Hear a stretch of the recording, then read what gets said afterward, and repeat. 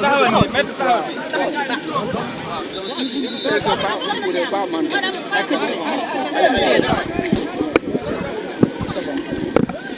bon, allez-y. Qu'est-ce qu'on peut retenir après l'audience?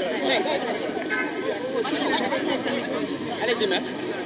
Bon, le juge des référés, Liberté, vient de rendre sa décision, qui a surpris tout le monde. Et je pense même que la décision a surpris l'État du Sénégal. Pourquoi? Parce que nous ne sommes dans aucun contentieux qui puisse faire qu'un juge soit compétent pour décider d'une remise ou non de fiches de parrainage. Et la loi ne donne pas compétence à la direction générale des élections, encore moins au ministre de l'Intérieur, de décider et de s'arroger des pouvoirs, n'est-ce pas, qu'il n'a pas. Parce que la direction générale des élections est délégataire d'une puissance de service public. Et ne peut pas, lorsqu'il n'a pas une habilitation expresse, s'arroger du pouvoir. Et le représentant, je dis bien, du peuple, le ministère public de la Cour suprême, le procureur, madame le procureur de la Cour suprême, a clairement expliqué que ce que la direction des élections et le ministre de l'Intérieur ont fait relève d'une voie de fait. Qu'ils n'ont pas la compétence dévolue par la loi pour procéder comme ils l'ont fait.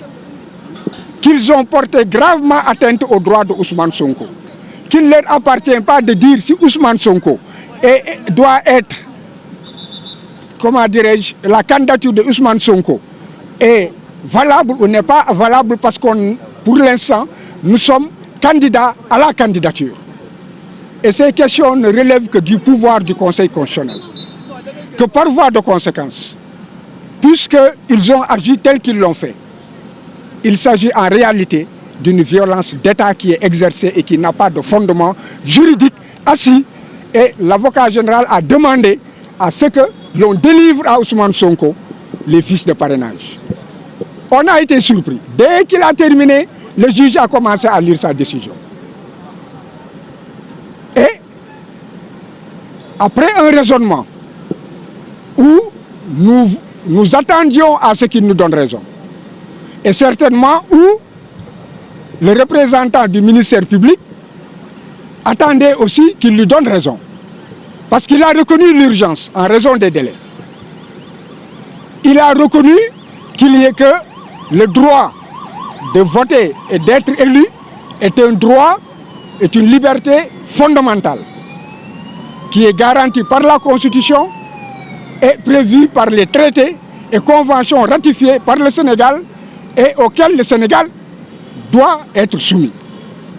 Que le fait d'avoir des fiches de parrainage participe du processus électoral et que par voie de participe du processus électoral.